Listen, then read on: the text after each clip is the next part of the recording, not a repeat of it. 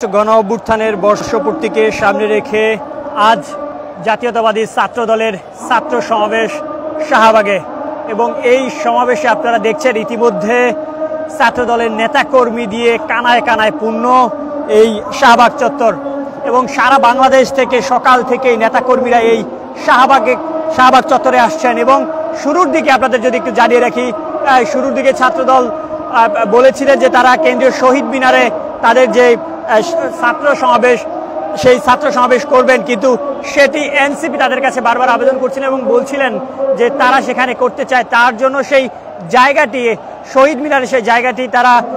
এনসিপিকে দিয়ে শাহবাগে তাদের এই ছাত্র সমাবেশ ডাক দেয় এবং ইতিমধ্যে আপনারা দেখছেন এখানে হাজার হাজার ছাত্র দলের নেতাকর্মীরা এসে জমায়েত হয়েছেন। তারেক রহমান তিনি বক্তব্য প্রদান করবেন, একই সাথে এখানে উপস্থিত থাকবেন মহাসচিব মির্জা ফখরুল ইসলাম আলমগীর।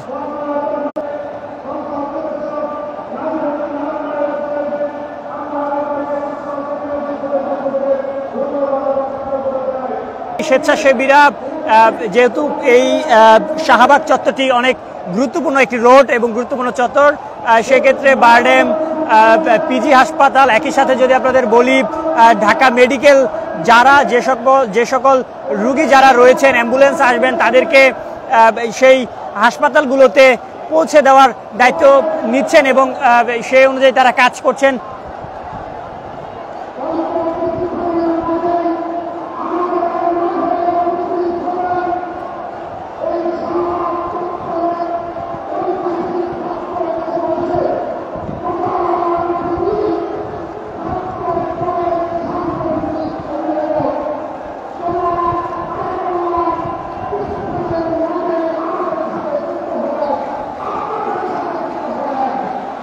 ছাত্র দলের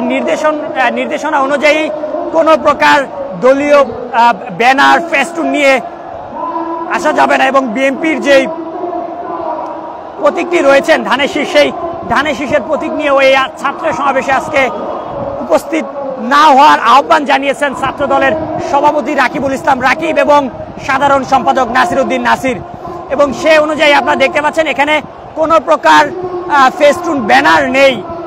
যেটি ছাত্র দলের নেতাকর্মীরা নিয়ে এসে এখানে অবস্থান করবেন।